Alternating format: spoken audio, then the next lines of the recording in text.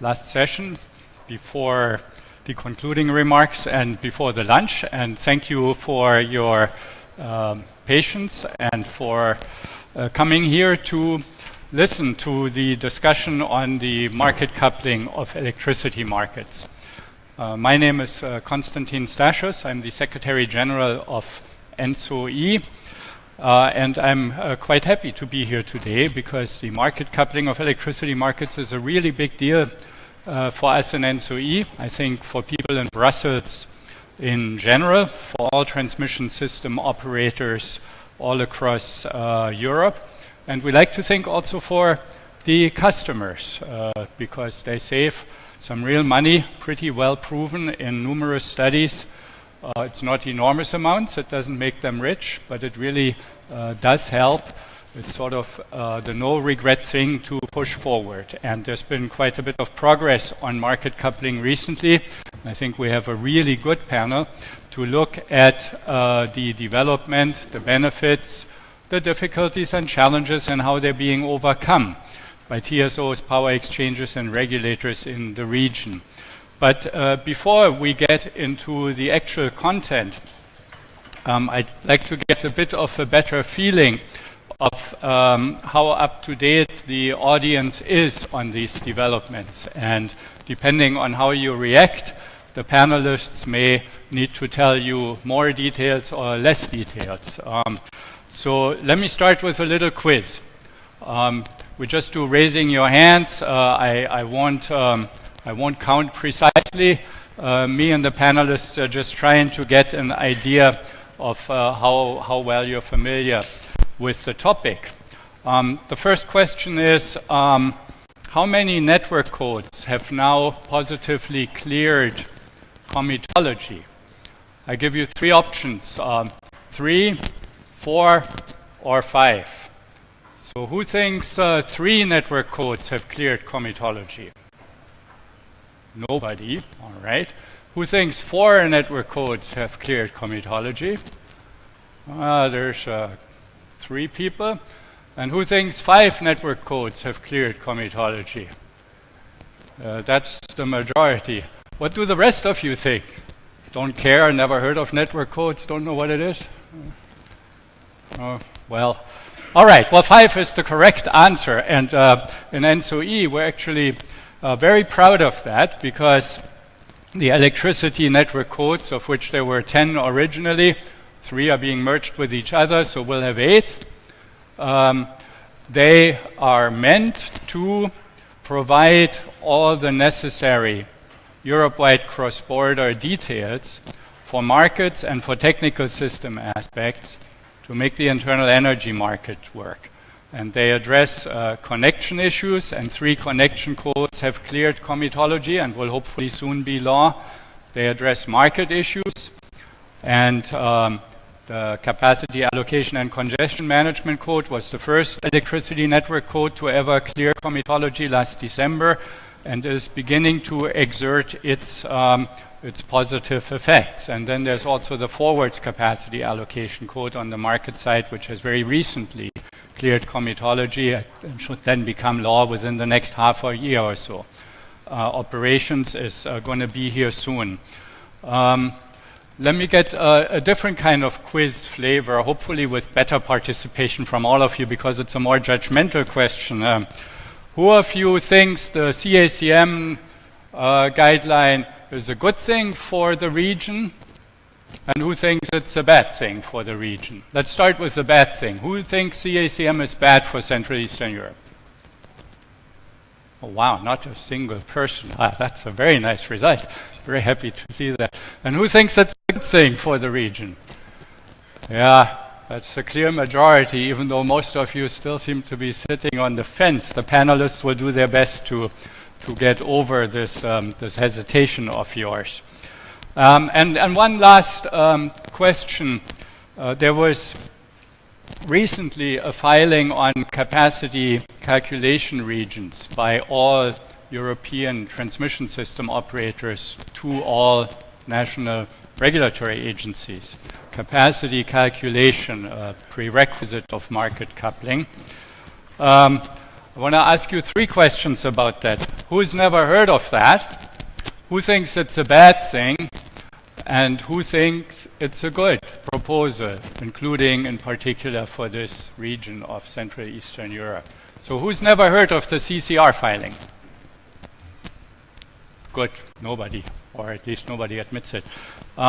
Who thinks it's a bad thing for the region? Well, that's quite interesting and very encouraging, because the TSOs did their best to make it a good thing, a promising thing, a forward-looking thing, including especially for Central Eastern Europe. That was difficult, as we may hear during the panel, I suppose. Who thinks it's a good thing? It's a good proposal for the region.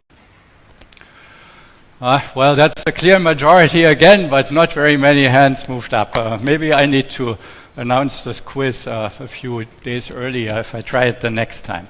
So I asked these questions because, as I mentioned, the network codes provide the framework for technical and market issues, for improvements, for savings of the customers, for a more secure system, for enabling the energy transition towards much less CO2 in the future. And market coupling has a really big part of that, and market coupling has amazingly strong consensus. Otherwise, the unanimous approval of the CACM guideline would not have been possible. It has amazingly strong consensus because it's been shown in years and decades of experience to really save the customer money and to be superior to other forms of congestion management and market design. So it's a very nice panel, and I would like to proceed in the order of the speakers that you have in your program, because I think it gives a nice interplay between different viewpoints. I'll introduce each speaker as we go along, and the first speaker will be Walter Boltz, Executive Director of E-Control, the Austrian regulatory agency, but also Vice Chair of the Board of Regulators of ACER, the Agency for the Cooperation of Energy Regulators. So we're looking forward to your viewpoint, Walter, on the market coupling status from the regulatory viewpoint.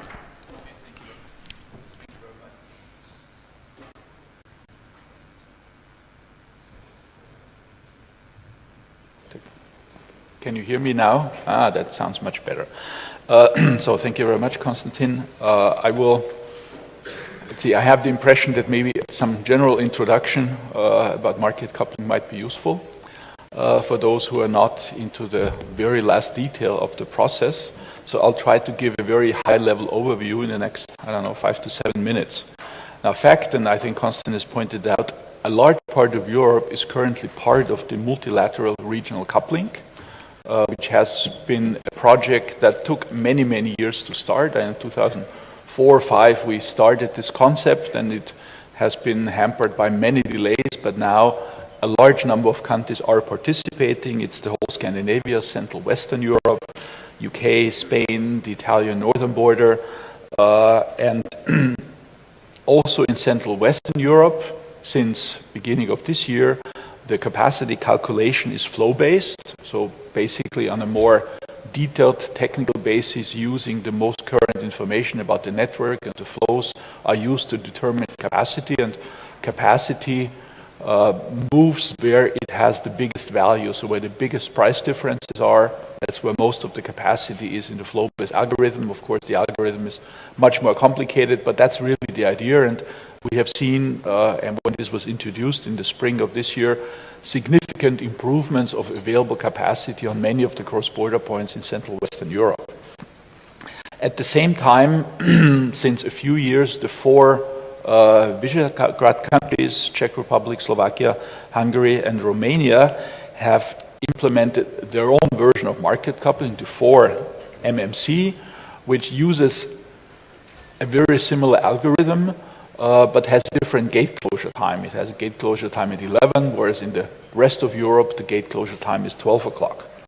In principle, the algorithms do work, and they've proven to provide macroeconomic benefit to everybody, although I would say maybe not to the surprise of everybody, but to the surprise of somebody, the price convergence is not quite as big, and it's actually getting worse. And why is that? Of course, there are many stories to it, but in principle, we have so many different developments on the generation side in different parts of Europe, and we have very little progress on the actual physical availability of interconnectors. So although we have an efficient way of allocating capacity, the amount of capacity that we would need has been growing, and the amount of capacity that's technically available has been shrinking. So the market coupling is the best way of allocating capacity, but if there is very little capacity, then of course the effect is very small. So I think even though we might have a perfect market coupling, if we don't build lines, we don't get very far because there's not much to allocate on the technical side. On the more technical aspect, the algorithm that has been in place is reaching its limits, and especially once the whole area grows and we are talking about integrating larger and larger parts of Europe, some technical work will be necessary. Now, Konstantin has mentioned the capacity allocation and congestion management guideline, which came into force in the summer of this year. And it foresees a process of several things that should happen according to a very detailed time plan.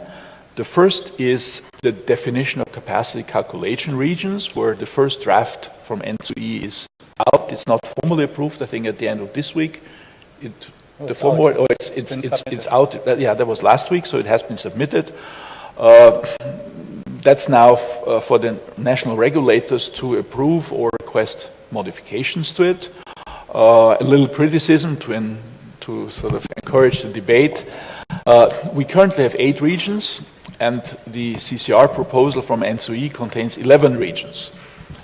Now, not quite what the energy union idea was about, because this is having fewer regions, maybe not one for all of Europe, because there are technical limitations, but to increase the number of regions is not a wonderful sort of forward-looking concept, and that will be one of the discussions that will happen. There still is, and that was a big debate, should there be one region, Central Western Europe and Central Eastern Europe, or should the region be split? Currently, the proposal says there are 2 regions, CE and CWE, but within 4 months there should be a plan for the merger, but nothing about the timing of the merger.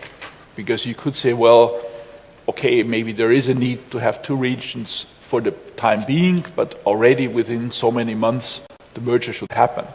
So that will be another point where discussions will happen, because there is kind of a mixed attitude. Some countries in the CE region and some countries in the CWE region would like to have as quickly as possible the merger. There are some TSOs, some countries in both regions who say, well, this is so complicated and we don't want to do it now, let's just make a plan and then see what happens in a couple of years. So there are different views that will be shaped.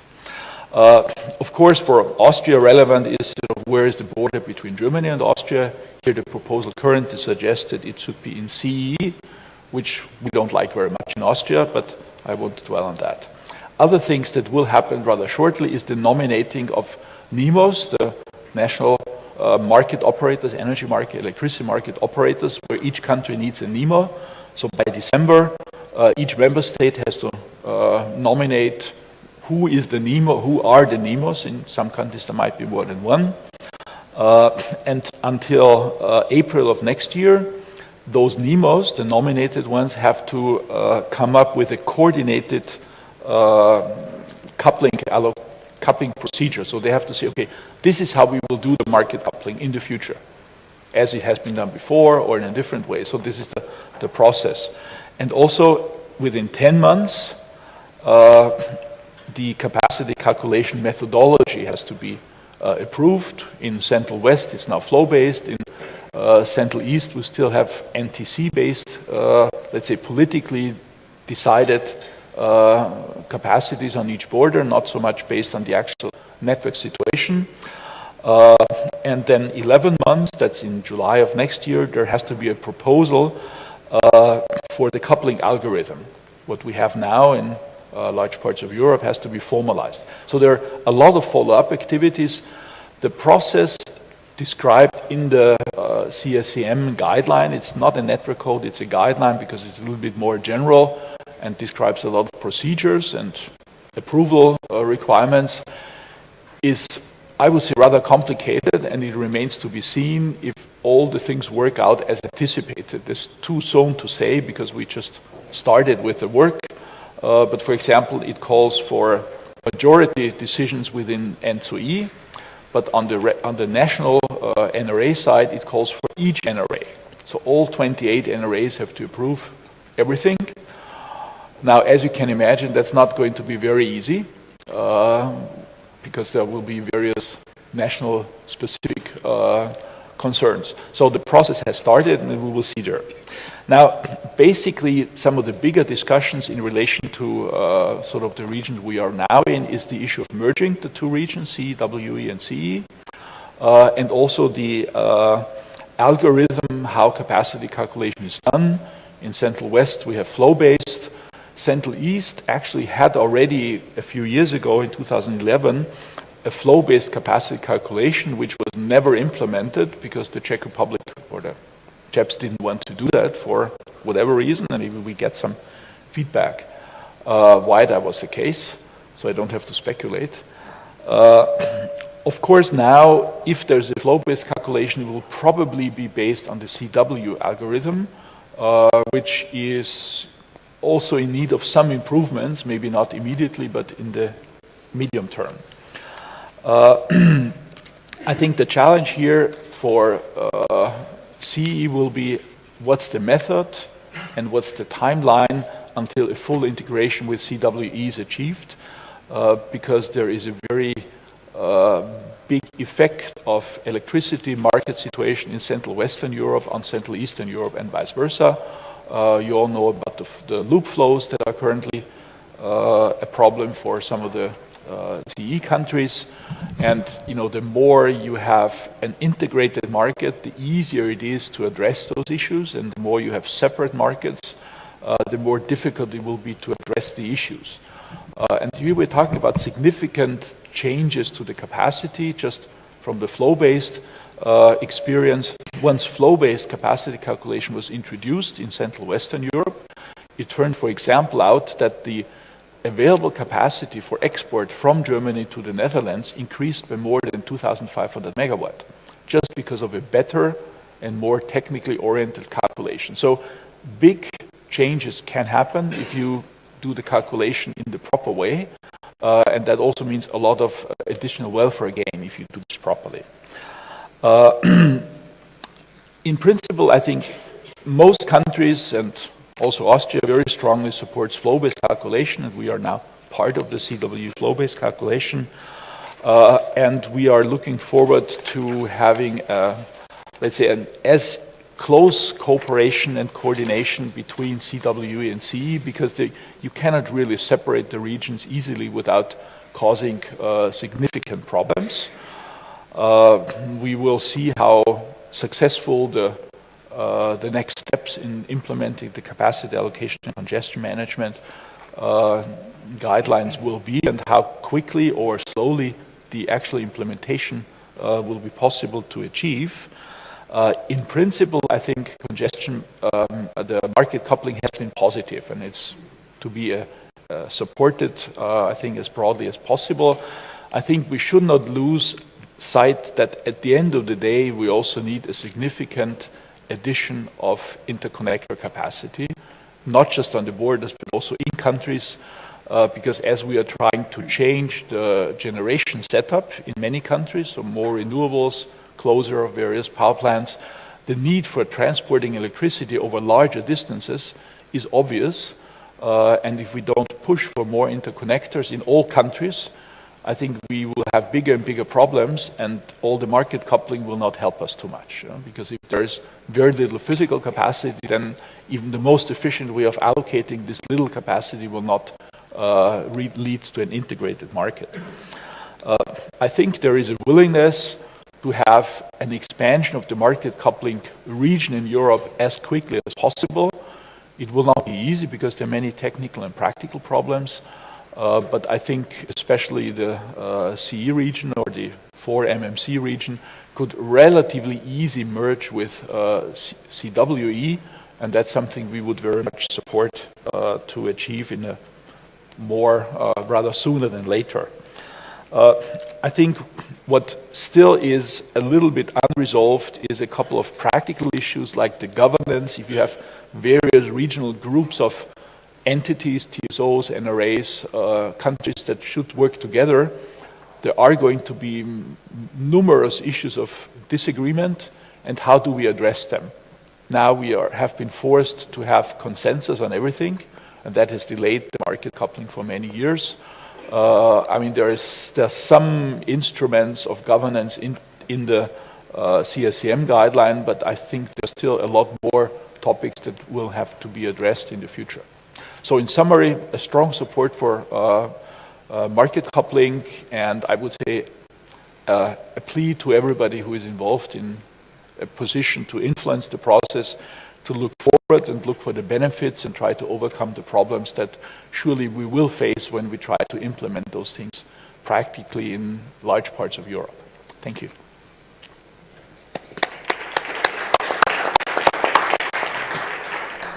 Thank you very much, Walter. That was a nice introduction of some of the key developments, but also showed the strong support from your particular regulatory agency in Austria, but I think also the vast majority of the regulators in Europe for the fastest possible progress on market coupling.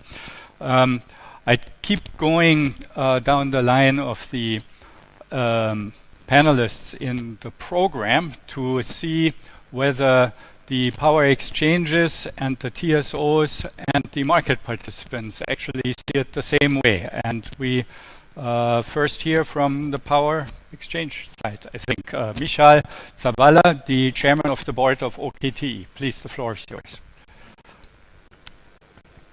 Ďakujem veľmi pekne za predstavenie. Aby som dovolil, z výhodou by som využil materinský teda jazyk, ak môžem. Nakoľko naša spoločnosť je pomerne mladou spoločnosťou, tak na úvod by som si dovolil predstaviť zo pár nejakých štatistických. I would like to bring some statistics to you. We operate in the Slovak electricity market as of 2011, so we are celebrating our 5th anniversary. And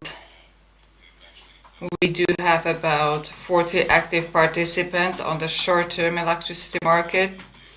When talking about day-ahead market, we operate successfully, as said by Mr. Boltz, market coupling for NNC as of 2012, when the coupling with Hungary, and as of 2014, when Romania joined. We see that the liquidity at the market is growing steadily, and we do have a feedback from the market stakeholders that they are happy with this solution, and this solution brings about many benefits for their customers. Our company was a spin-off of ČEPS. The reason was third package of liberalization, as we know, and in line with the national legislation, we do also bill the deviations in central data, where we run the central data storage. As it has been mentioned, when it comes to market coupling in broader context and all the initiatives that are going on in Europe, we do participate as a member of the region in any and every of those activities, be it joining MRC or CEE within CEE region, and of course, well, it still has an intra-DIA aspect of it, and as we know that ECM code was adopted in summer. At the same time, there are negotiations for regulatory and state bodies on NEMA. Has been said every single member state should set its nominated operator until mid-December this year. So we hope that we will succeed also in this area. when it comes to European legislation, I would like to mention RAMIT area. Our company is very active in this area because we have been successfully registered in ACER, and at the end of summer, as well as RRN. So we do offer this activity to our market representatives by implicitly being responsible for providing data on electricity market on day-ahead platform or on day-ahead basis. When we provide this platform, we also provide to the participants or to the members and the partners the possibility to report their OTC and non-standard contacts as of next year. Krátke predstavenie z mojej strany. So this was a brief introduction of our company from my side.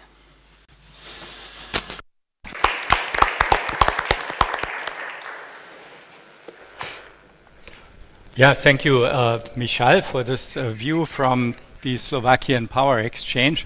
And I hope that before the session is over, we can have a nice discussion on the difficulties and benefits of the market coupling from the perspective of the different ones among you. But we now go to the TSO perspective, which together with the PXs are doing most of the work to make market coupling a reality, because market coupling in the end is a sophisticated piece of software that needs to run reliably every day or in the intraday setting every hour. Jíři Strand is the Director of International Relations and Trade Services from ČEPS. Please, the floor is yours.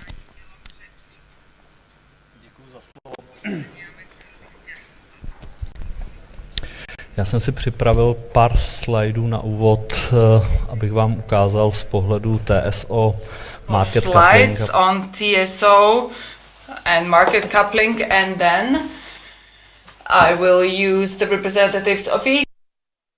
I hope that the discussion will be really interesting because our perspective on the current development or in the e-control and ČEPS perspective is a bit different. So I hope this is going to be a really interesting discussion and we will see the e-control and our perspective. Next slide, please. This slide demonstrates why I love coming to Bratislava. Why Bratislava is always kind of a treat, a business trip to Bratislava.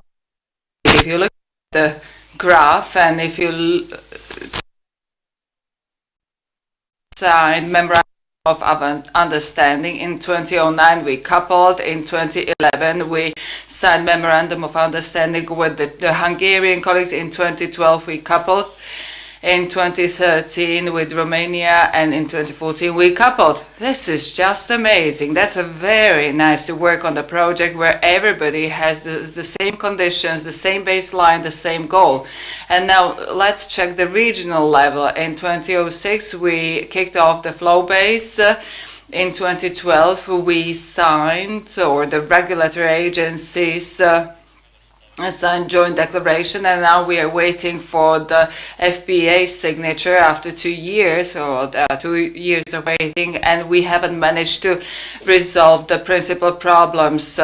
The TSO refused to implement flow base, and we see just the opposite. We would implement flow base immediately and very happily, but at the same conditions or having the same conditions. And if we say to the representative of e-control that we will coordinate the Czech and Slovak border where we have 17 megawatts, but we are not going to coordinate the border with Austrian-Hungarian, Austrian-German, where there is 7,000 megawatt, and this could cause problems, then it's clear cut that those things should be coordinated and done meaningfully. That means the whole region would need to be coordinated, and then the flow base would roll out much sooner. And that's what's also important when it comes to Czechoslovak profile. When we talk about 1,700 megawatts, 80% of the flow goes on this profile with the German, Austrian,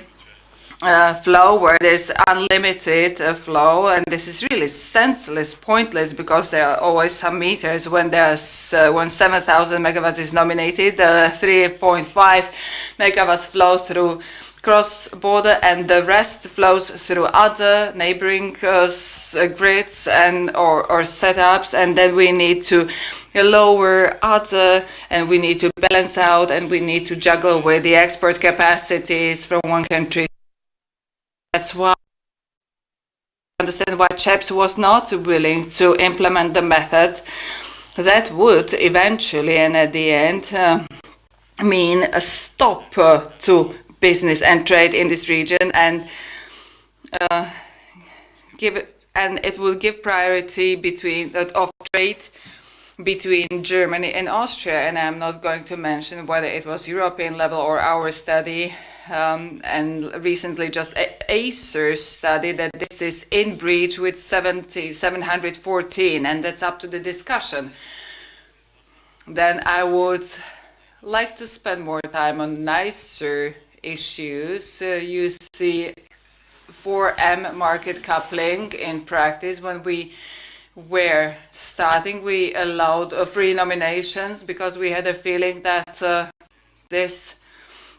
there is enough of cross-border capacity at this border. And what has happened as of 2009 until 2015 is that the flows have changed a bit. Before, the flows from there were flows from Czech Republic to Germany. The price of cross-border flow was higher, and now it has got reversed. The flows go primarily to the Balkans, so the biggest income is at the Slovak-Hungarian Hungary, and this leads to using up the free nomination at the border. So you see how the shortening is becoming a reality. I was mentioning Austrian-German border, and the main difference between the Czech and Slovak and the Austrian and German border is that we keep on setting some volume of cross-border capacity. In ideal conditions, it would be about 1,700 megawatts. And if the capacity is used up, then all the nominations are nulled, and it's given to the market. But we still keep on setting capacity, and the capacity is allocated on the market basis. And this is the biggest difference. And here you see the splitting of the markets, how it happens. The lowest level of splitting is Czech-German border, even though the percentage is growing still. It is somewhere around 10% or under, even in the last quarter. So we are talking about the splitting at the level of 5 to 8%. And we are together with SEPSka, we are asking the question whether we should cancel the free nominations, and the experiences. If there's structural congestion at the border, then we could go that way. But the problem is that we don't know what is structural congestion, and whether 10% is too much or is not, or 15% is the threshold. And since we do not have any negative feedback from the market players, we still keep it to the free nominations, having on mind that if the free capacity is used within the free nominations, then the free nominations are cancelled, and it's up to the market participants through operators. And now, for the sake of discussion, what are the next steps? Market coupling doesn't use different algorithm. It uses the same algorithm. Several times we required to be joined to RC. Unfortunately, we weren't rejected. We even had a positive response, but getting a single step further on is really complicated, waiting for every single email to be answered. Now FPA is going to be signed, so this is not a simple thing to do. Our objective is to join MRC market coupling as soon as possible, but to be honest, I don't feel I don't feel I don't think we're receiving the full support, mainly from the German side, because based on the current allocation, capacity allocation, they will couple us. They will connect us to the market. But we think that the current capacity allocation doesn't endanger security, and until the flow base is ready, we could make the things going on. But we haven't found joint. We haven't found a common stance. Czech market operator and Slovak OKTE and Czech market operator have agreed that together they will ask to be connected to XBIT. We were slightly disappointed when we were refused or rejected. So when we found ourselves in an interesting situation. We have CAC code which is valid, and it says that all should implement XBIT. However, there's differentiation between the old members and the new members, and we were told that we should wait and see how the situation is developing in the Western Europe, but we should be paying the cost, and sometimes later we'll be connected. So this sort of answer is not fully satisfactory for us. So we thought that we make our own project. So we made 4MC because we wanted the market participants in Czech Republic and Slovakia bring as many benefits in as short time as possible. And yesterday in Bratislava we had negotiation with the Hungarian whether we couldn't make a replica of this joint project and this successful cooperation which is already set. So we are negotiating about launching 4M intraday as long as we are not accepted into XBIT.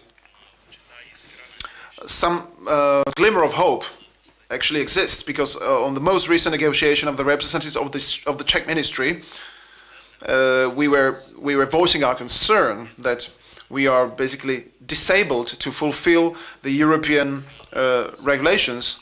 The ACER representatives were surprised, and the answer from XBIT featured an interesting disclaimer saying that this is answer of XBIT, but this answer was simultaneously sent to the European Commission to be approved. So it just remains to be seen whether we will be able to become fully fledged members of XBIT and to be in the first line of implementation of XBIT, or we'll have to choose the other way and provide solutions which are as similar to XBIT as possible, but it will have to be made operational separately because we will not be able to join XBIT. And the very last point that I'd like to here, perhaps we have all noticed that ACER has issued open end based on the Polish request, regulators' request, on the fact that the German-Austrian border is not part of CE region. So I'd like to point out to Mr. Boltz, as a representative of ACER, I'd like to thank very much to Mr. Boltz, because this decision of ACER confirmed all our earlier opinions on the and what we are sorry about. Control has said several times already that this decision is not going to be respected, and it said that we should create an action plan with prepared a draft for this action plan, but obviously without participation of E-Control we are not able to approve anything. The same goes for all the TSOs that voted for the design of the region. Two that were against the motion were German and Austrian TSOs. The TSO already as we have CICM code majority, they were asked Mr. Boltz whether they will motion or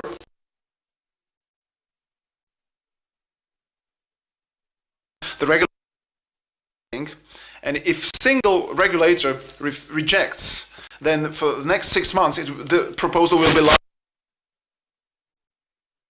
next year there will be no. This summer, it clearly showed that the generation of instruments trade exchange between Germany and Austria, causing mainly Poland that we.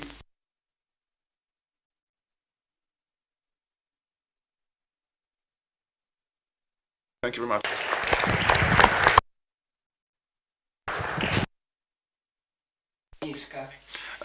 Jíři, for slides.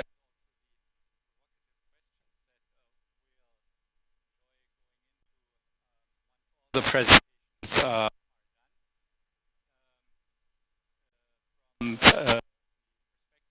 Association of TSO ENTSO-E, despite all the difficulties that became very clear in the presentation so far, I do want to emphasize one important positive aspect that's been a key part of my 6.5-year experience with ENTSO-E in Brussels, and that is that TSOs are very much in a hurry to make things better for the internal energy market, better for market coupling, better in the end for the customer, because they're interested in making things better for the customer, but also because the big changes that the energy system is undergoing, in particular with the introduction of wind and solar in many countries in rather high speed, those big changes require fast adjustments and improvements in our methodology and also in the regulation.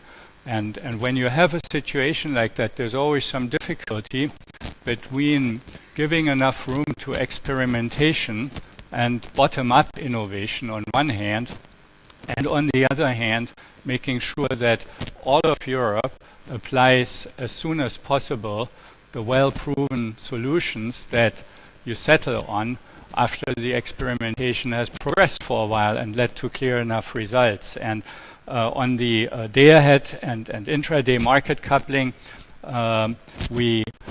Europe has settled on methodologies, and we're now not only in the process of perfecting the software and the methods, but also in trying to come up with the concrete possible plans for how to get to market coupling all across the continent. And that includes, as Jíři has just described, not just the question how the north and southwestern European market coupling can be extended to include the already existing 4 MMC coupling that you've described so well.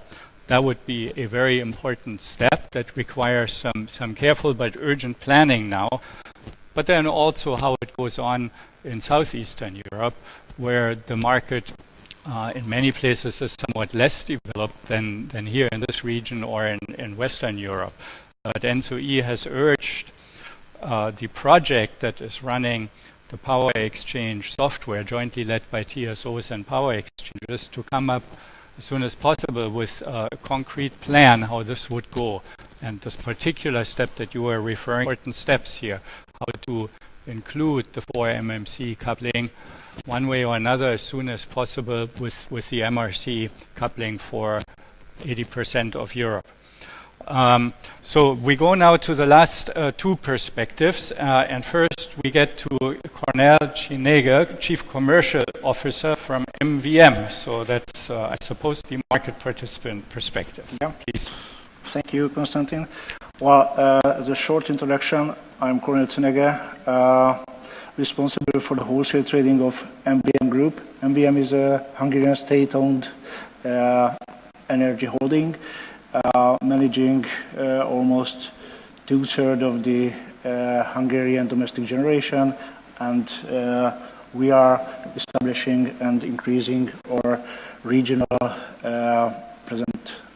So, in the presentation, after the exchange and the TSO view, I would like to show you a trader point of view about the market coupling. First of all, a short historical overview. We saw in the previous presentations what is market coupling. The goal of market coupling is not else but to achieve the EU target to get a harmonized energy market, to reach and increase the liquidity, the efficiency, and the social welfare. How can we reach that? With market coupling of the regions started in 2000, the Nordic countries.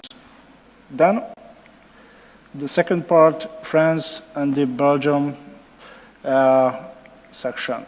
Then came Germany and Austria. Finally, we are near to our today's story, Czech, Slovakian and Hungarian 3M market coupling. Then, in last year, the Western European and South European regions has been merged. But what is the goal of the market coupling? Again, single price setting to calculate the prices with internally and implicitly using the available network capacities.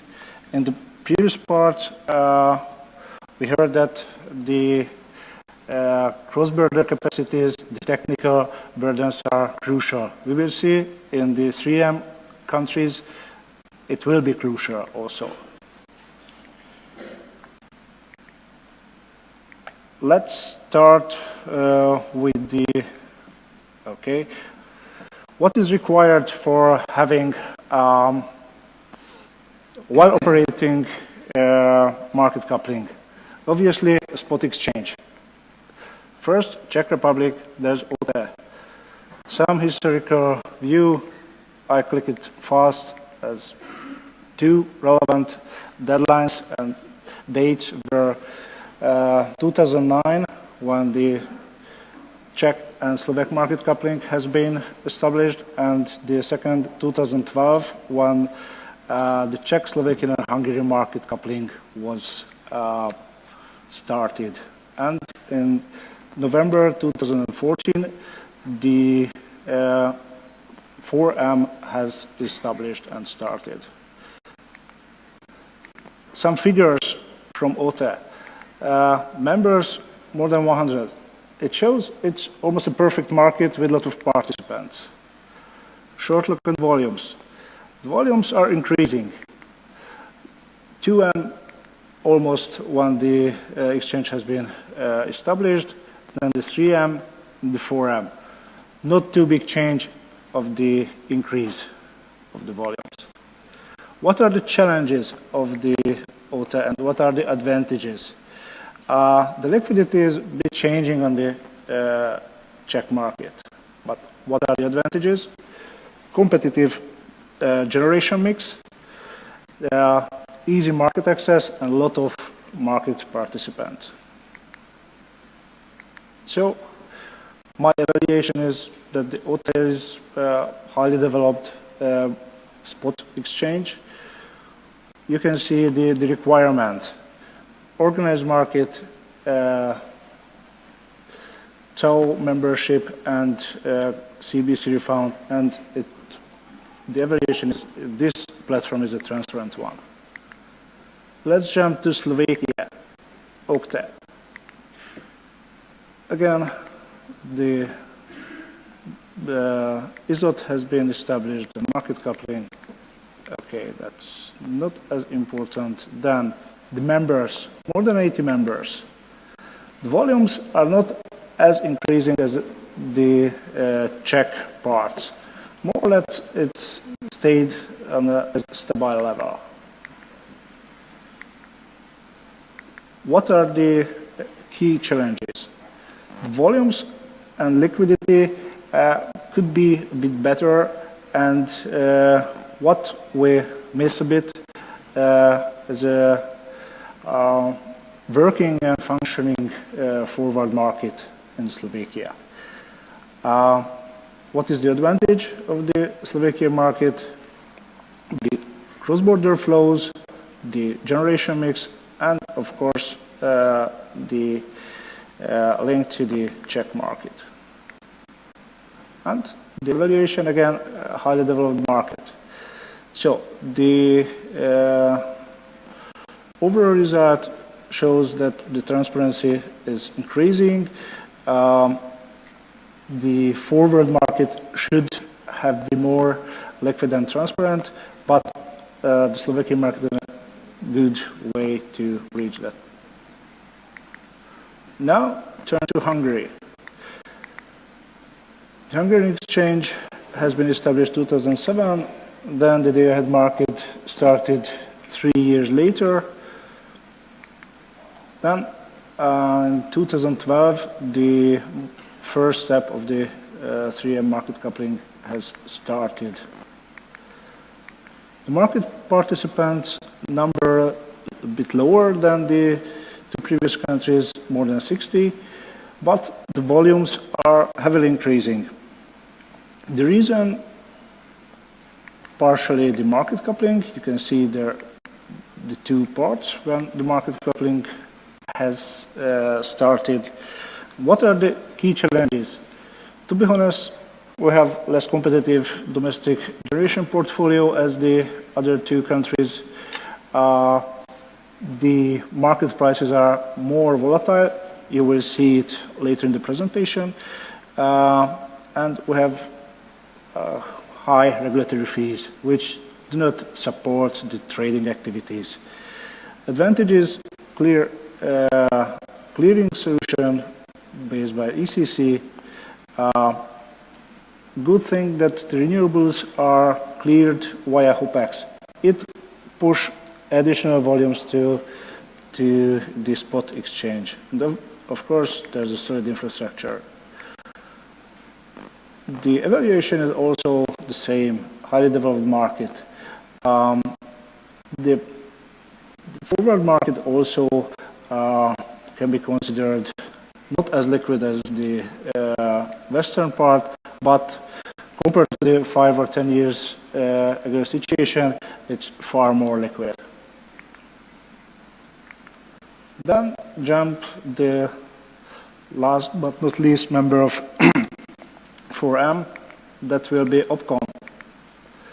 OPCOM has a longest history in the 3AM countries. It has been established 2000. They had market started 2005. Then the market coupling happened last year. The members, 300, more than 300. The reason is a bit different than in the other countries. In Romania, the OPCOM now more or less an obligatory platform for energy trade. So if you want to trade with electricity, you must be there. No OTC market. You can see the spot volumes on the chart, a heavy increase, but last year, small decline. What is the key challenge of, main key challenge of the Romanian market? The strict regulation. In the past, the regulation was not as strict as it is now. There's no clearinghouse. The OTC and the market participants have to manage the clearing bilaterally. Advantages, so the import-export fee has been cancelled. It was a big burden of the trading in Romania. And also good news to OPCOM that the renewable volumes are also cleared and managed in this platform. So the evaluation is the OPCOM is a semi-developed market. The reason is the barriers to entry and the strict rules which are not fully comply with the European regulation and the European free trade. Now I'd like to jump to the points where I would like to show you some facts and some analysis how the market coupling was operating. Again, you saw that chart before. the volumes were increasing. You can raise a question if this volume increase was based on the market coupling, or the reason was market coupling. We will see the result. In this chart, you can see the volumes before the 3M and after the 3M, 12 months track record has been used. OKTE and HUPEX volumes, the increase of the volumes were a bit declined. While OPCOM, which was not part of the 3M, the increase of the volumes were higher than before. Then, after the 4M, unfortunately, we have just 11 months track record. You can see OKTE volumes increased, HUPEX and OPCOM volumes increase was there, but the tendency was not as high. So the result of evaluation, market coupling, has no direct effect on the increase of the trading volumes. Different aspect. We checked the 4 exchange prices, the baseload prices day by day. And this chart shows how the standard deviation of the market prices has been changed before the 3M and after 3M. What we can see, as I mentioned, HUPEX is a volatile market. Before 3M, the volatility was 16.7 euro. It declined to 12 euros, almost the level of OKTE and OKTE. In this chart, OPCOM is not part of the market coupling. Next chart shows the situation after 4M. What we can see, the HUPEX and OPCOM volatility and standard deviation of prices also decreased. But OKTE and OKTE standard deviation increased a bit. Somehow the market coupling forced the prices towards the equilibrium. So, as a result of market coupling, the price volatility of each and every exchange is getting near.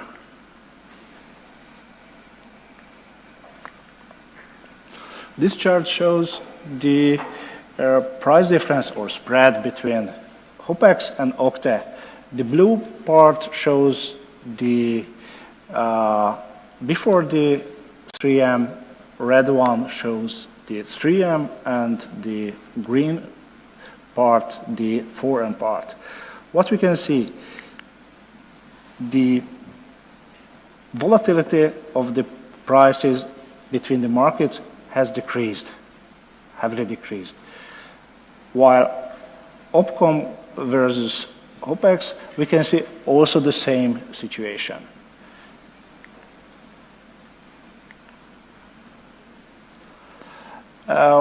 What was the result, again, of the market coupling? We evaluated within the country the price deviations. Now, the comparison of the spreads between the countries. HUPEX OKTE spread and the standard deviation of the spread also decreased from 13.7 euro to 7.9 euro. The same was on the OPCOM, the Hungarian-Romanian border also.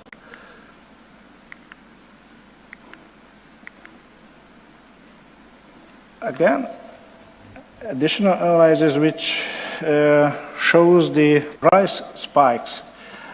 Before the market coupling, 2011, 2012, and 13, you can see there were, for example, in 2012, there were 41 times when the price was higher than 70 euro. In 2004, there were 1 time. In 2005, there were 5 times. It shows the volatility of prices has decreased. Well, This chart is maybe not too nice. It's a heat chart. The reason why I took with me, because till now we were just talking about the daily prices. But as a spot exchange, not just the daily prices, but the hourly prices are really relevant. This chart shows the left part, the blue part, shows that there were no zero difference between the Slovakian and Hungarian hourly price. Before the 3M, the two prices were completely different. After 3M, from September 2012, you can see in the first several months, we have almost zero spread, means the two prices were equal, almost zero spread in off-peak hours, and there were several months where the whole day was completely equal. After the 4M, this direct link has not as strong as has been before. It's a question if it can be same. Let's take a short look on the Romanian-Hungarian spread. Before the 4M, the prices were different heavily. What we learned from the 3M, that due to the technical availability of the daily capacities, the Romanian-Hungarian border, the prices cannot reach the equilibrium level. So there are stronger and weaker connections, but not fully equal prices are available. And now comes I think the most interesting and my favorite slide. This slide shows the accuracy of the real accuracy of the market coupling. This chart is from the Romanian-Hungarian border. The commercially scheduled volumes and the prices of the Hungarian-Romanian border. The red ones are the bad choices. The blue ones are the good ones. What can we see? The traders independently were bidding on the cross-border auctions, and finally the end price and the commercial flows has been checked. The non-market coupling-based solution resulted around 67% of perfect match, but around 34% mismatch.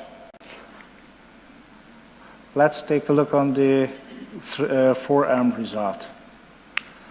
The flows and the prices with the market coupling almost perfect, 99.7%.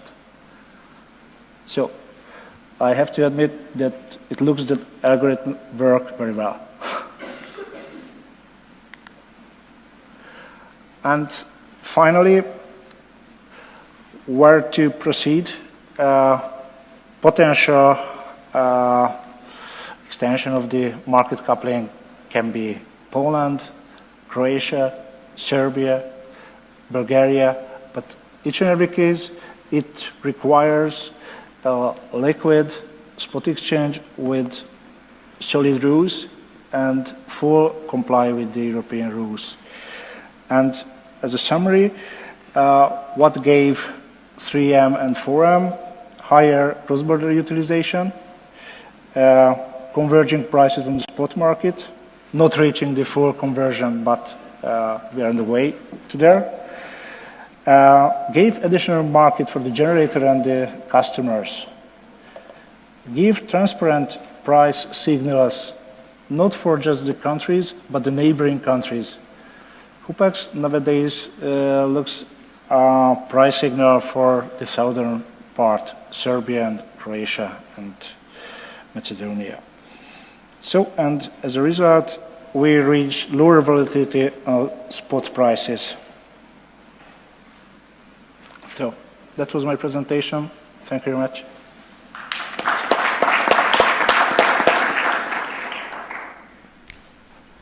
Yeah, thank you very much, Kornél, for this impressive show of how the market coupling actually works and is good for customers. It couples, it does what its name says. It seems to be realistic, brings benefits to customers through better utilization of the available capacities. But some of your slides also showed that if the progress of coupling and market integration does not keep up with other changes in the system, then some benefits that were achieved in the early months and years after the coupling seem to go away again. The coupling itself is still a good thing. It's much better than if it wasn't there. But in terms of how the markets are actually integrated, it can deteriorate again also. And that goes back to Walter's point about we do need a strong grid, but we also need to keep making progress in integrating the different markets, as your last slide shows. We're coming to our last presentation before the hopefully lively discussion, including please also lots of questions and challenges from the audience can begin. And that last presentation is from the TGE, Polish Power Exchange. Irenaeus Lajor couldn't make it here today, but we have a very competent replacement. Piotr Wozniak is advisor to the board of the Polish Power Exchange. Many of you probably also know him from his quite a few years as chair of the Administrative Council in ACER. Piotr, we're looking forward to your contribution.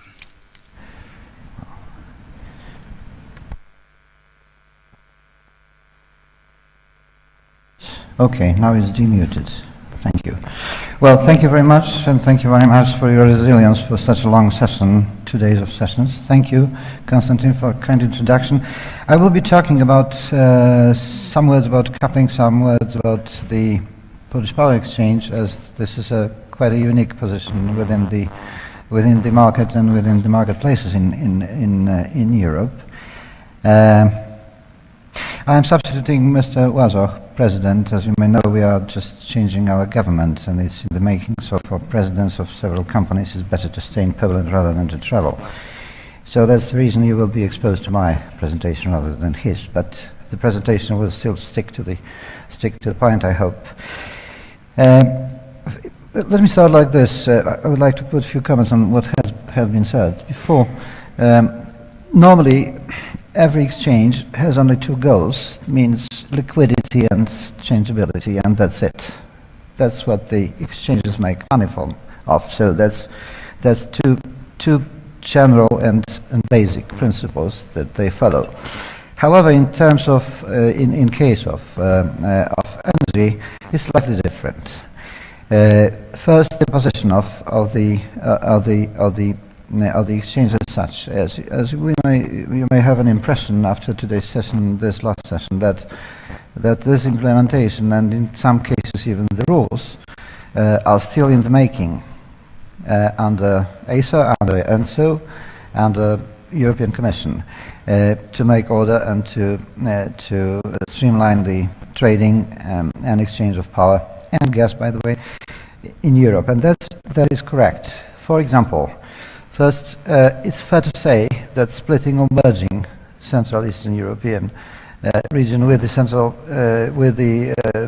Central Western Europe region is not yet decided, especially in terms of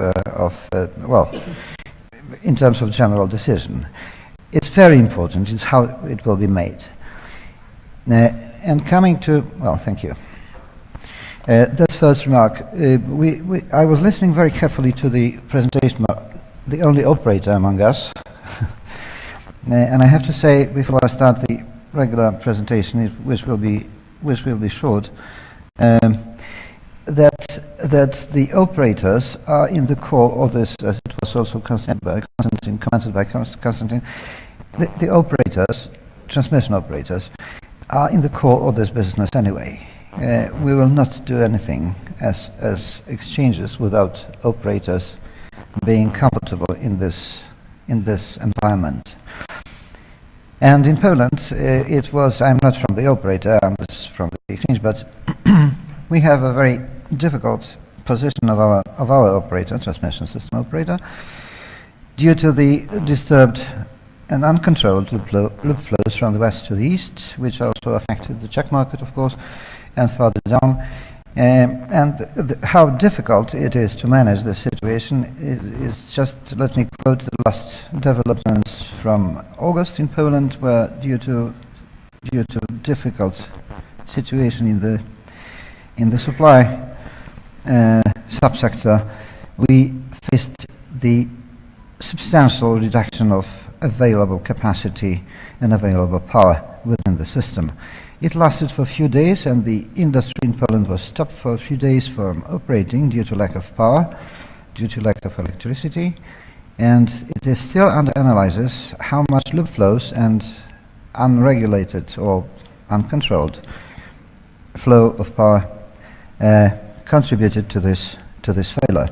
So we are still in, I can hardly say it in a battlefield, but in a difficult situation, and deciding how and what to merge or to split is still pending. And the last comment is we were applying to the 4MMC group some time ago, but due to the fact that, as Walter said, due to different timing of gate closure, fixing, which is 11 o'clock to the south of us, and we stick to 12 o'clock fixing, it was not feasible. Now I think it's I'm not quite sure, but I think this offer is over now. I think because there was an opinion here that it can be a natural way of expansion of 4MMC region. I don't think it can be easily done right now. Anyway, let me stick to the presentation after these few comments. I don't know if this is from this long list of who we are, TGE, Polish Power Exchange. I think the three things are worth saying is first, we are the multi-regional coupling system already since some time. Since also some time, we are offering the full range of products, both on electricity and on gas, and with gas. And since only 2 weeks, also financial instruments, derivatives have been allowed to the power exchange. So we started trading also other instruments than just physically delivered energy. It is important because hedging will probably support our spot markets in both gas and in power. Sorry.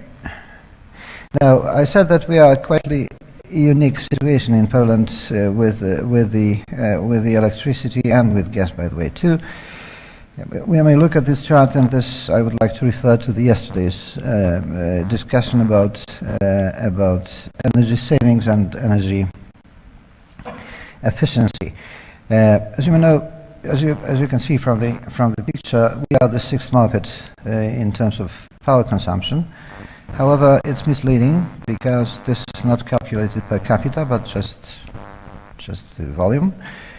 And if you look at Poland here with the figure of 135 terawatt hours, last year consumed internally, and our closest neighbor in this list, which is Sweden, with 126, the figures are very close one to another. However, we have 47 million people in Poland, and Sweden is a great nation on just 10.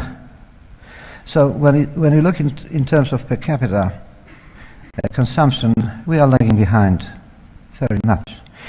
That means that when talking about energy savings, we have a different perspective from other power market participants, and this will probably last, especially that we are trying to catch up as quickly as possible to the right side. If you would like to see at the right side picture, that's from among the same countries. The major growth in power consumption, in electricity consumption, was just in Poland over the last 6 years is 2%. It's not much, however, as compared to other countries, it is a kind of growth. So I would like to show you that we are in a kind of difficult position once we want to catch up with the consumption of power. On the other side, we would like to, because we like very much the concept of energy saving and energy efficiency. That's power. How do we behave? Well, that's not much important. However, this in the template to the right, there are two issues which should be better illustrated and commented. First, if you look at the generation of power in Poland, this is vast majority of power comes from burning coal. Will it be brown or hard? It's straight almost 90%.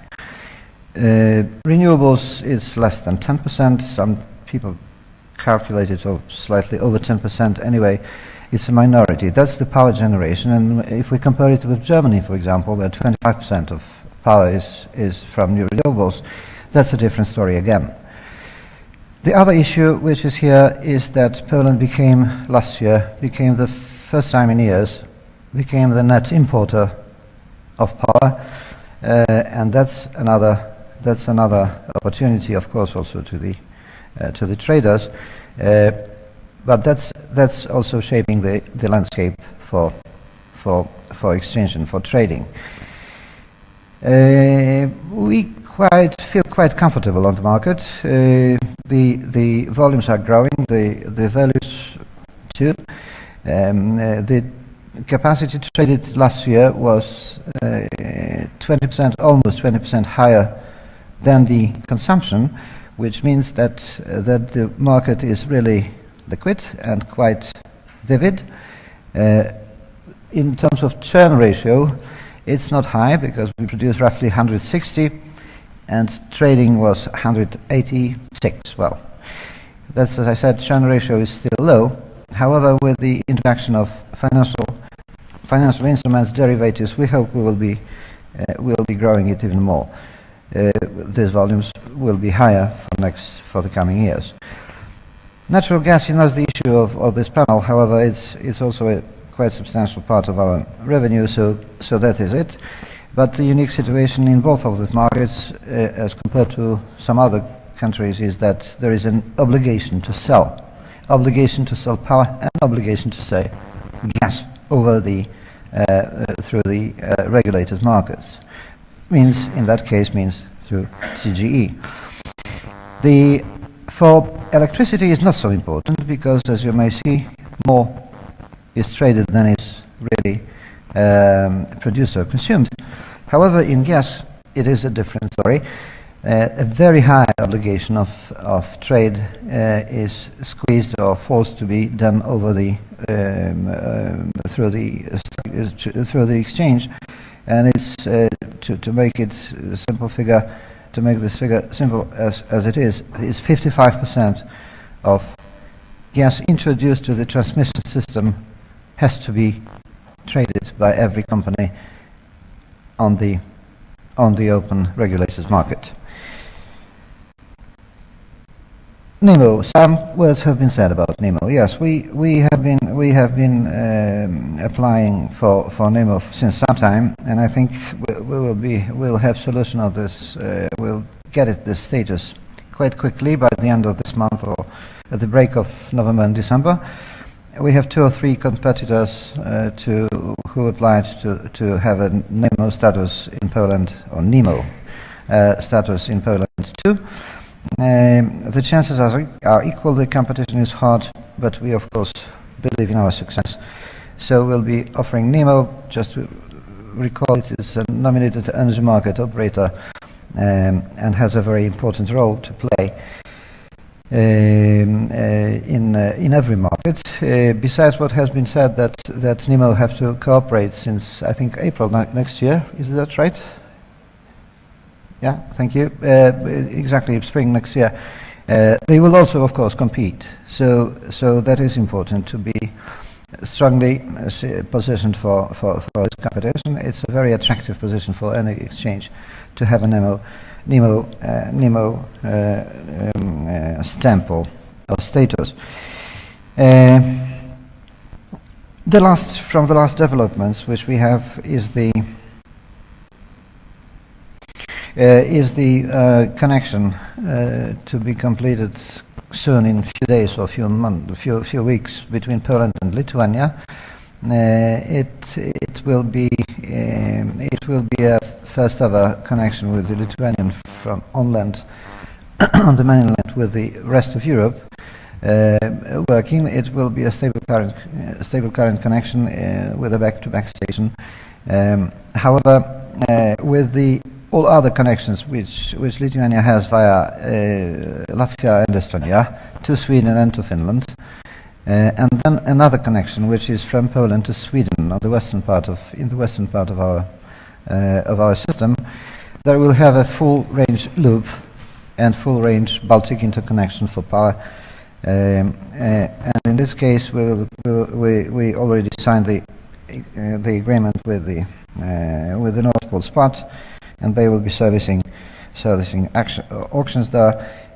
So the market coupling, however, on the back-to-back stations and stable current will follow soon. I don't think we will be very much able to influence or to benefit as a market here. However, as a market, it's a physical market, but for trading, yes, we will. Multi-regional market coupling, yes, we are very much in favor. We already participate in this since 2 years, I think. And if you look at figures at the bottom of this slide, it's 150 million euro daily. So it's worth thinking of it. I'm not trying to advise. I would never dare to advise for MMC, but that's a figure. That's a figure worth thinking. Again, not to be cynical, the exchange is for earning money. And this earning money depends on liquidity and changeability, and liquidity is strictly connected to the size of the market. If I may say something else, that's pure commercials. Sorry, but I have to say this. We are very shortly. We are fully prepared to participate in market coupling systems, markets, and position ourselves quite comfortably among the players. Due to technology we can use, and due to agreements we have with the top-notch operators of the systems. So that would be possibly all, if I may. But I think the discussion will follow. Thank you.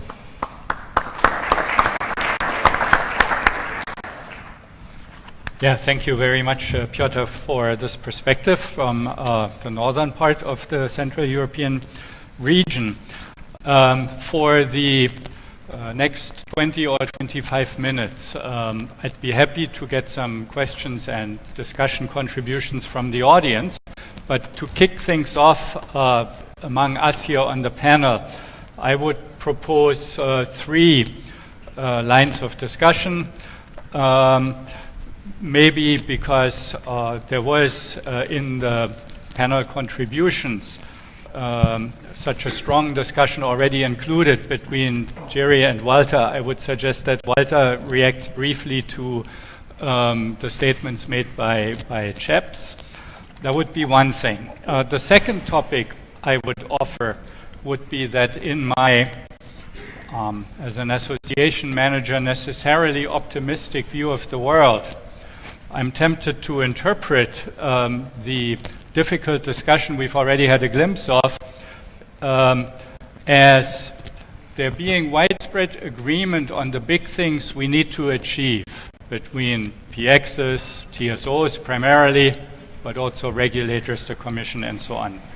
But there's disagreement on the right sequence of different steps, or perhaps on the speed with which to achieve them. One of the things that wasn't mentioned yet, but that I assume there would be agreement, if not, let me know, is that the bidding zone study that ENTSO-E is running right now will hopefully be the basis of the first objective design of bidding zones, of their geographic scope, based on a first joint international study. This needs to lead to implementation changes in the market faster than new infrastructure can be built. Otherwise, it would defeat the purpose of congestion management and capacity allocation at any given point in time, making the best of the existing infrastructure. That's how we in ENTSO-E look at the bidding zone study. We're well aware that depending on what the objective results will finally be sometime next year, that there might be quite a bit of interpretation leeway and discussion and debate about the results. But our guarded optimism about it is it's the first joint international objective study of what to do, and we hope it will lead to adjustments in reality in the direction of whatever the results may show us. The second point is that day ahead, intraday market coupling seem to be positive. I haven't heard anything different from anybody here. In fact, so clearly positive that they should be extended as quickly as we can. Liquidity in Southeastern Europe might create a problem, but a coherent plan for those extensions, as we're pushing for in ENTSO-E, seems to be a big consensus. And then there was quite a bit of discussion about the capacity calculation regions, in particular the Central West and Central East regions, and the roadmap that the joint TSO proposal has come up with to have the first realistic viewpoint of how quickly those two could be merged in the future also seems to be a strong consensus thing. So once again, we seem to know what big steps to do, but the sequence of first coupling or first adjusting the bidding zones, there's big debate about that. So that's the second group of topics I would suggest we might want to discuss, and if we still have time. Then it might also be interesting, given that we've heard quite a bit about the PX's role in this market coupling, to discuss the benefits of the PX's cooperation among each other by taking turns running the MRC software, for example. How does that work in practice? And how does that relate to the basic design in the CACM of PXs being in competition with each other across countries' borders or even perhaps within countries' borders? Not sure whether we'll have time for that, but if I would suggest, Walter, for you to take the floor first to briefly respond to the points that Jíři made. Okay, thank you. Can you hear me? Yeah. Now, perfect. Thank you for the technicians. Now, maybe two sentences for those who are not quite aware. There are, not surprisingly, quite significant problems in the German network. Basically, too much generation in the north and not sufficient wires from northern Germany to southern Germany. So the neighboring countries are, and that's Poland, Czech Republic, but also the Netherlands, Belgium, and France, they get a lot of power that's generated in Germany and see this as loop flows. And that's the basis why the Polish NRA in November last year, I think, complained or asked basically ACER to tell if the current congestion management rules in the region, which do not include a managed congestion between Austria and Germany, are in line with the EU rules or not. And then after about 6 months, ACER has said, well, they feel it's not in line and there should be a congestion on the Austrian-German border. So that's the background. This opinion was issued on September 23rd. We believe, and that's basically E-Control, that this is a wrong opinion from ACER. Therefore, we will not follow it. We have filed our appeal to the Board of Appeal on Friday, and we will file, actually on Monday, we filed also an appeal to the European Court of Justice because we believe it's a wrong opinion and it's not sort of the proper way how this was done. Now, on the more substance, with lots of legal issues which I won't go into, on the more substance is Austria is probably one of those countries with a very big cross-border capacity. We have roughly twice the peak load that we have in-country, we have cross-border capacity. So we're about 18,000 megawatt of cross-border capacity and about 8,000 to 9,000 megawatt of peak load in Austria. So we have no congestion whatsoever in the border. We also have practically no congestion within Austria. Also, there's really no congestions relatively close to the Austrian border. So the first real physical congestion is on the Czech-Austrian border, and then within Germany, between, let's say, the middle of Germany or kind of the eastern part of Germany and Bavaria, there are congestions, but they're all pretty far away from the Austrian border. Now, we do recognize that there are significant network problems in Germany, in the Czech Republic and Poland, and we also already contributing significantly to resolving these problems through large volumes of redispatch. Yesterday, Austria provided almost 5,000 megawatt of redispatch capacity to the TSOs in the region, German, Polish TSOs, to be able to manage the network in a secure and safe way. And we will continue to provide that in going forward.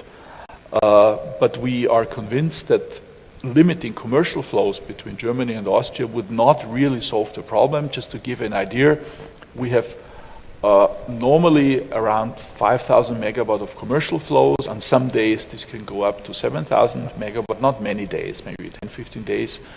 And the result, if we would reduce flows on one of those days with heavy flows by the commercial contracts by 1,000 megawatt, the physical flows on the German Polish border would be reduced by 50 megawatts. So we have about a 5% efficiency.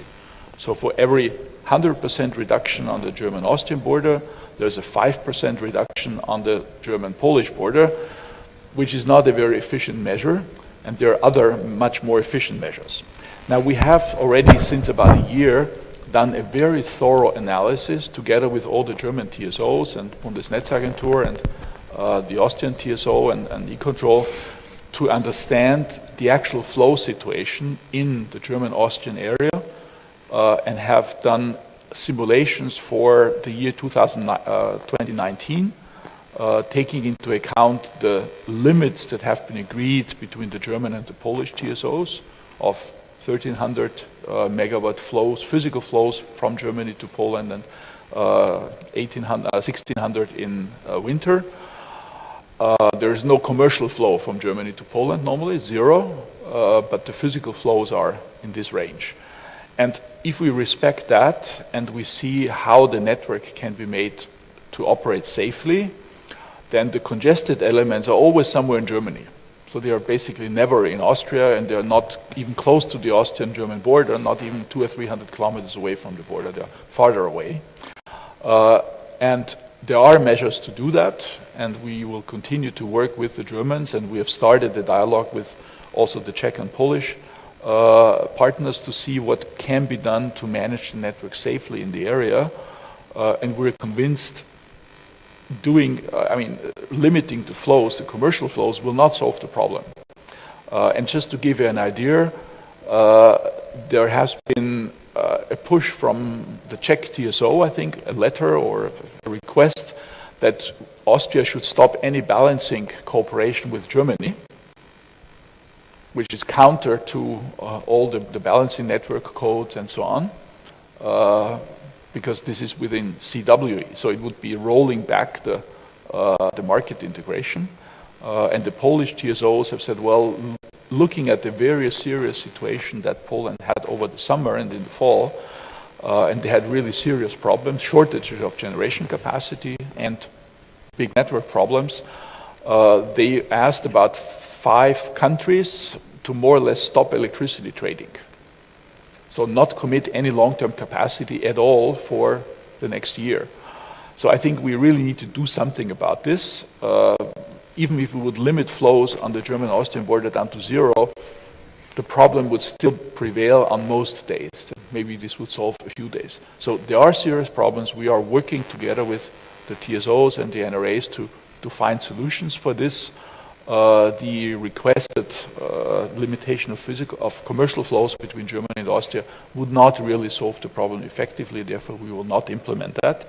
But we are very much committed to work together with the Czechs, Poles, Germans to have a full understanding of the network. And so I would very much welcome a very open exchange of technical information, as we had with the German TSOs, to fully understand the network and understand what measures, what activities could be done to solve the problem, because we have to solve it. Of course, we also have to build up the lines, but that will take much longer. So we need immediate measures that could be implemented quickly to assure that the network operates safely. And then in the medium term, I think we all need to focus on expanding the network to meet the growing demand. That's all I want to say here.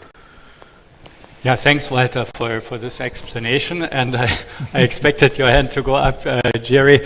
So feel free to respond to Walter or also to my questions about this guardedly optimistic viewpoint. We know what to do, but we disagree on the speed and the sequence. Just short remarks what we could hear. For me, first of all, we don't have map of Austria grid here, so I can confirm that there is capacity on German-Austria border. But if you take into account information that this 7,000 megawatt should go through the border, then Austria grid it's not able hosting internally this flow. So try to imagine that as only you also use arguments that you have 10,000 megawatt cross-border capacity, but you don't take into account information something n-1 and things like that. You mentioned that we don't have information. We have a lot of information, but the situation is worse and worse.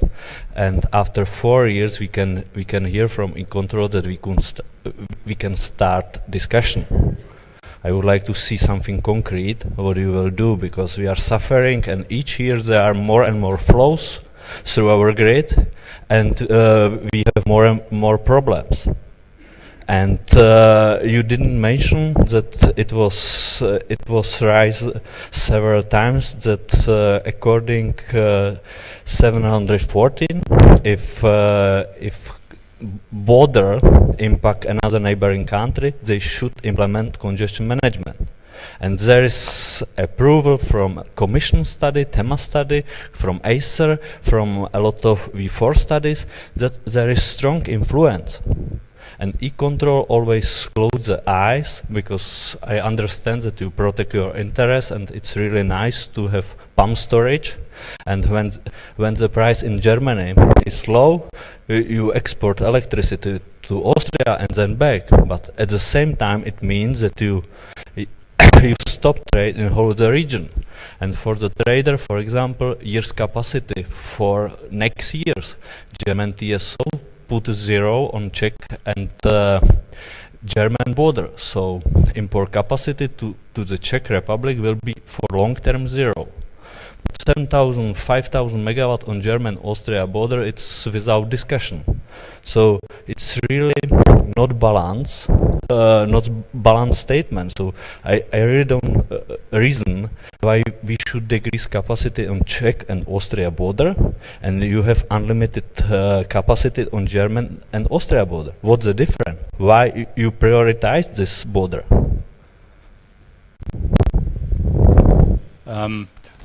I'm a little afraid we won't be able to resolve this question in the next 10 or 15 minutes,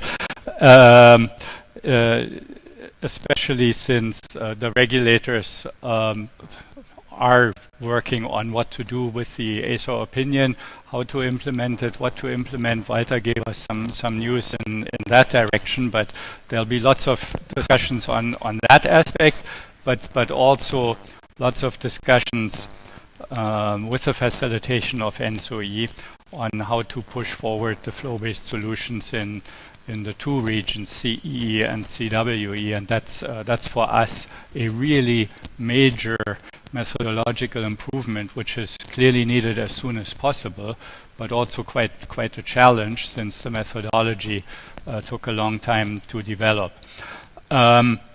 I might suggest some brief contributions from the other three panelists on either the discussion we just heard, or also on the evolving role and experience of the power exchanges. How is the market coupling working in practice with the PXs rotating among them, and how do you see it evolving with the concept of competition between the axes? Are there any remarks you may want to make about that? And then also I would encourage questions from the audience. We may have time for 1 to 3 questions from you.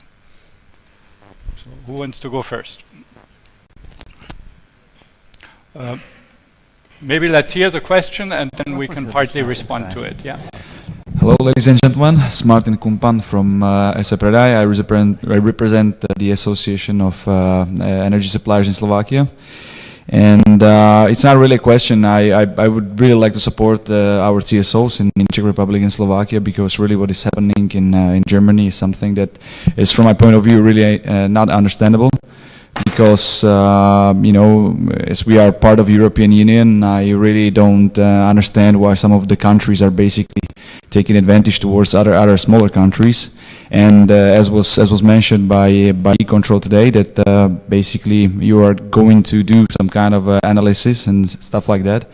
From my point of view, I don't understand why you're doing this in 2015, since already, I don't know, 8-10 years ago you started to build a lot of renewable sources that basically cannot be transferred from, or the production cannot be transferred from north to south.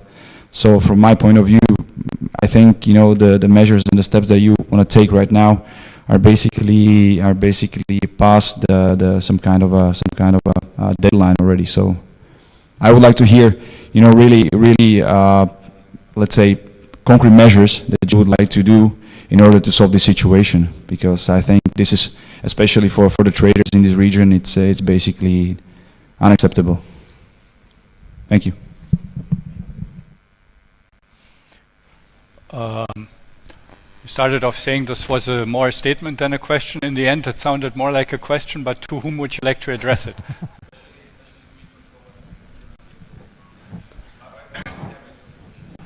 Yeah, the German TSOs are not on the panel here. I mean, I work in Brussels.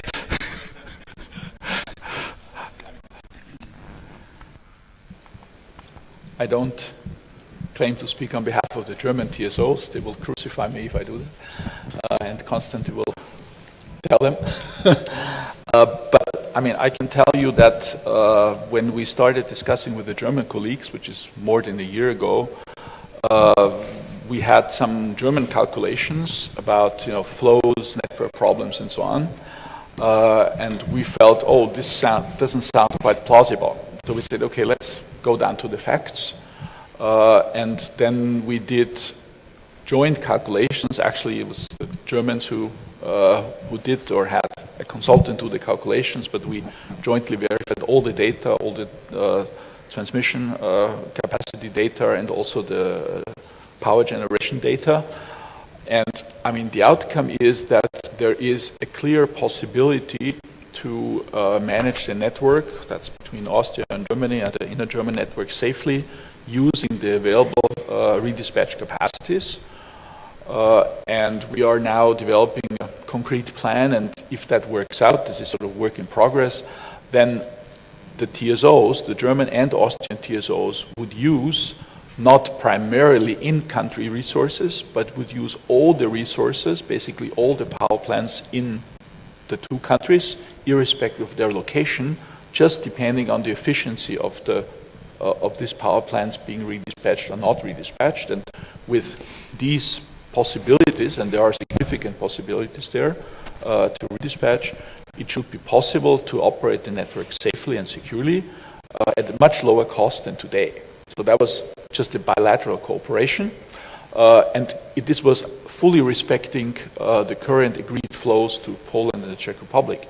Now, I think, and I'm convinced, if we take the network and the power plants of the Czech Republic and Poland in the whole system, and we allocate capacities according to the technical limits that exist, that we can find also working solutions for operating the network safely. We probably will not be able to satisfy every commercial concern because there are limits on the network, but it should enable us to make sure that the network is operated securely until the network expansion, and there are a number of projects ongoing or being prepared. In Germany, in Austria, we actually built a couple of lines in the last couple of years. Germany had great difficulty, but they are now really pushing hard to expand the network, and we'll have some projects become live. So some of the problems that Germany is now pushing a lot of electricity to other countries will maybe not completely go away, but will be somewhat remedied. So will be more of the flows generated in northern Germany actually going through Germany, and not so much going to Poland and the Czech Republic. Of course, there are also other technical measures available that are being discussed now. Phase shifters in most Western European borders, there are phase shifters already in place on the Belgian border, the Dutch border, the French-German border. There are measures being discussed. There will be phase shifters on the Polish border. There will also be phase shifters on the German-Czech border. We are also discussing having a phase shifter on the Austrian-Czech border, so that there are easier ways of technically limit the flows to what's safely possible in the network. So there are some measures available, but as I said, at the end of the day, we have to expand the network, or we have to stop the European internal market. Because if we say, well, commercial flow should be zero, then, well, there is no market, and then we can couple or not, it doesn't make any difference, because if you couple zero, it has no price effect. So at the end of the day, the network has to grow to meet the demand, and with every renewable that we build at a different location than a previous power plant, the more network we need. And we have, as Europe, neglected a little bit building up the network to meet the renewable induced need for capacity. So there are concrete measures in the process. We're very open to expand that together with the Czech and Polish colleagues to enable a safe operation of the network. But at the end of the day, the network will have to be built up. Otherwise, the market will never be able to function properly. A couple of words from myself before I give the floor back to Jíři. And I'm still looking for additional contributions, but we're also running out of time. Half of my own professional life was spent in Germany, of course, before I went to Brussels, and then after I had returned from California to Germany. And looking at the German discussion to the extent I can still understand it, looking at it from the outside, from the Brussels perspective, I often wish that the German internal discussion about both the permitting and the routing of the 10,000 megawatts of new transfer capacity within Germany, the new lines, and also about the questions of the pros and cons of bidding zones. I often wish that German discussion took into account more the effects of their decisions and their speed of progress on other countries. The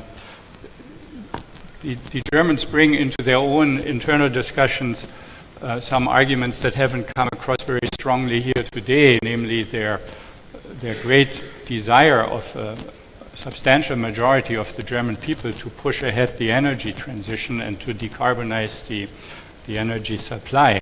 That's a big thing, and it's a good thing, and it's done in consensus with all the European governments who have decided on very ambitious goals for 2020 and 2030 for renewables. So the Germans feel very much in the European mainstream and on the right side of history for that.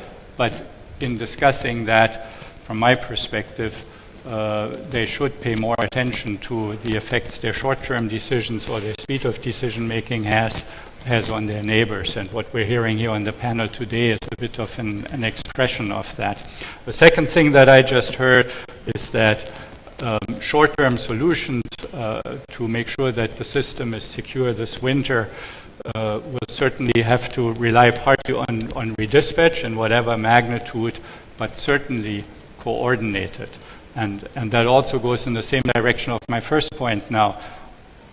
The countries, the regulators, the TSOs, they need to talk to each other to have productive solutions.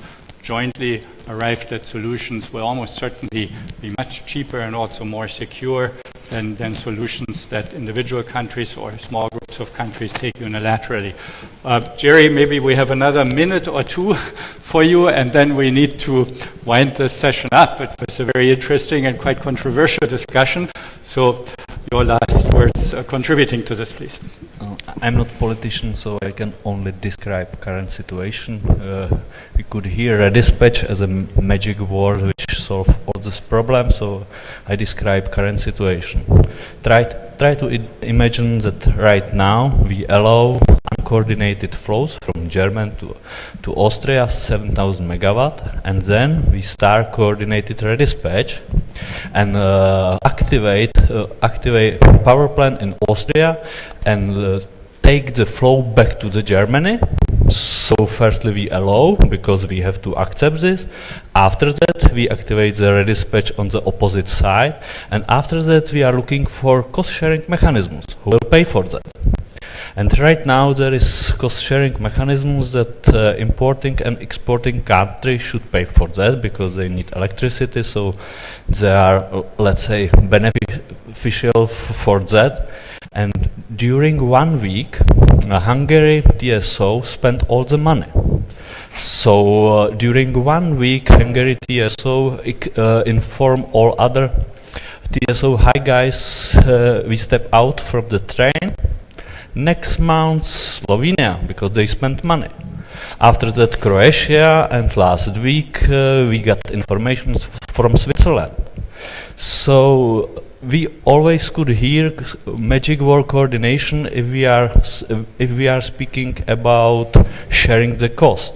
But if we are speaking about benefits, it's something different. So use redispatch for something which I know in advance that it will not work. For me, it's really not a good solution. Piotr, please. 30 seconds. Thank you.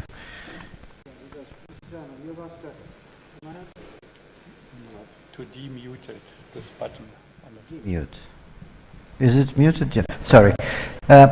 You ask a question. Should it be more proper to first adjust the bidding zones or to couple and see what will happen? I think the period of learning by doing is over. We can't afford the situations we've learned it from the operator, from checks. I think we have to be prepared. Well, the status quo is not to be sustained. What have the operators a problem that they are preoccupied with redispatching all the time. So, and that's what I've learned from the Polish operator. That's also the case. that it used to be a year ago, few hundred megawatts daily. Now it's thousands. So they cannot be preoccupied only with this. But let's leave this alone. For trading, it's a killer. We can't, if the trading nomination on the borders is zero, we can't make our money. And we can't provide clients with good products. So that's another consequence which should be amended, which should be addressed quickly rather than in the long term. That's the exchange contribution to this discussion. Thank you. Okay, thank you, Piotr. Let me wrap it up. We're right on time for the concluding remarks from Alexander Duleba from the organizer's perspective. Maybe a very brief concluding remark, since I already gave quite a few of my opinions here anyway.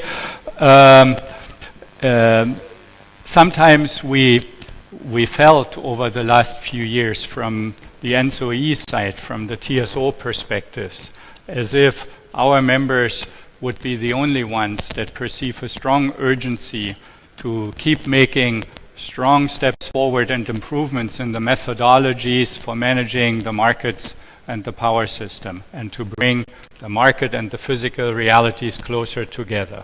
Sometimes we were a bit frustrated how market participants, regulators, and politicians seem to have a less urgent view on those improvements needed. What we have heard today was from the market participants, but also very gratefully from the power exchange side, and from the regulators that shared sense of urgency. The big goals of climate protection and renewables introduction are still shared very, very widely across Europe, and they're enshrined in European legislation partly. Now those policies show success. Renewables and their fluctuating generation is coming into the system and is stretching the capability of the wholesale markets and also very importantly of the retail markets, the connection conditions, the demand side response, and the overall flexibility of the system to keep up with them.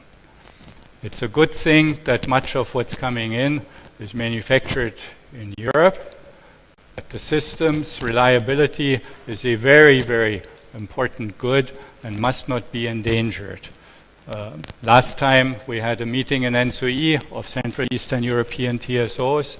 There was some optimism that with improved and stepped up coordination on the operational timescales, we would get over the winter securely. I very much hope that will be the case, but we don't have much time to arrive at conclusions of the studies that we have embarked on and at concrete improvements, further improvements, hopefully based on objective evidence on where the bidding zone boundaries should be and how to proceed with the different kinds of coupling to make what's already a strong success story of market coupling in this particular region and also Europe-wide into a really all-European success story fast enough to keep up with the changes in the system coming from the renewables penetration. So thank you very much to all the panelists for this very spirited, if difficult, discussion and for your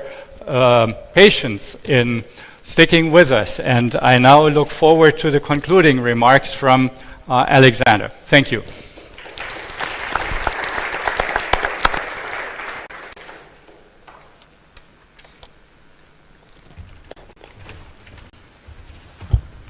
Thank you, Mr. Staschus. Thank you for excellent chairmanship of this panel. All the speakers for very interesting contributions. I'm not going to speak along because actually my speech divides us from the lunch, and this is the last item on our agenda today. But yes, I would like, from the perspective of the conference organizer, I'm happy because really we had very open and many times very controversial debates, and this panel is not an exemption from that. At the same time, as the EU idealists, I'm a bit aware because actually I would use and refer to what Mr. Strand said, that we many times use the magic words. One of the main and mostly repeated magic words during this conference from the very beginning, from the introductory remarks by President of the Slovak Republic, presentation by Maroš Šefčovič, the Vice President of the European Commission for Energy Union. So we are speaking of the solidarity. And the more we speak of the solidarity, it looks like that there is a lack of solidarity. And it's, if we speak of the energy union, the very basic and starting idea of it was raised by two former Polish prime ministers, Mr. Jíři Buzek 2010, then it was followed by recently last year Donald Tusk in the context of the Russian-Ukrainian crisis, that we need a solidarity, that we need a coordination of some very important policies, including the coordination when it comes to the security of supply and so on and so on. But then we can see some results. And for me, what was presented by Vice President of the European Commission, Maroš Šefčovič, on that very specific issues, actually now we are like, moving from the very basic idea of what was raised as the identity of the energy union. Speaking of the single market, I mean, the debate that this panel showed, how difficult it is. And actually, so how difficult is the process to come to the common ground and really to achieve what we could call the single market. Nord Stream 2, I'm not going to elaborate more because actually almost at each panel at this conference we are discussing the Nord Stream 2 project, which we here in this region, we perceive as a political deal.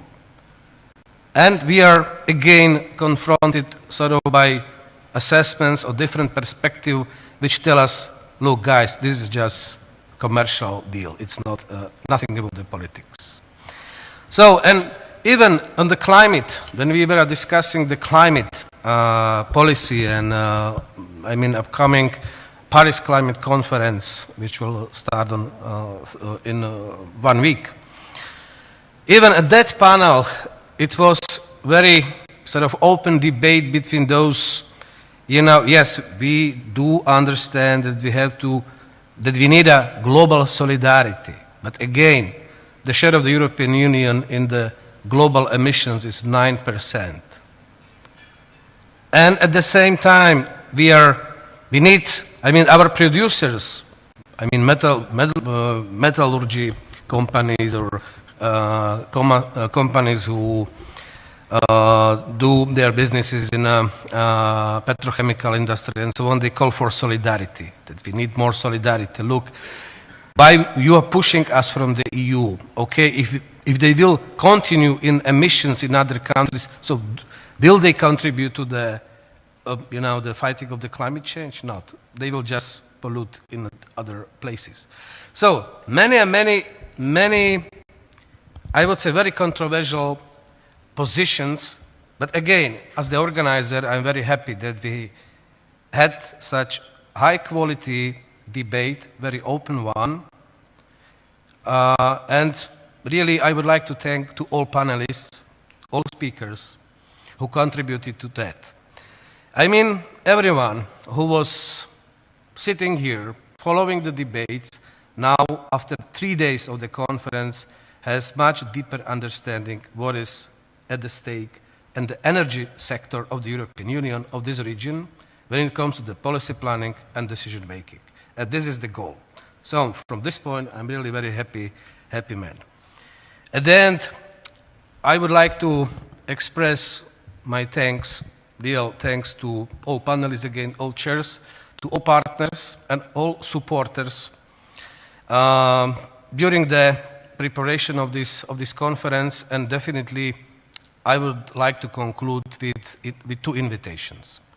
First one for the next year conference, the 10th annual Central Europe Energy Conference, and this will be a specific event because Slovakia will be holding the EU presidency, and this conference, hope so, will be a part of the official program of the Slovakia's EU presidency, and we will combine it with the set plan 2016 conference. And I can announce already the date, 30 of November will be the first day, and the conference will conclude it by 2nd of December next year. And finally, my last invitation is for the lunch. I think that all you deserve a good lunch. And I have, yes, my colleague is giving me a sign that actually the participants to this panel are invited for the lunch to the restaurant Opus at the ground floor. Because the lunch, which will be set on this floor, is for the parallel event. They will finish in a couple of minutes. So, all you are invited for the lunch. Thank you very much for your participation, for the excellent contributions, and hope to see you again in 1 year here in Bratislava. Thank you.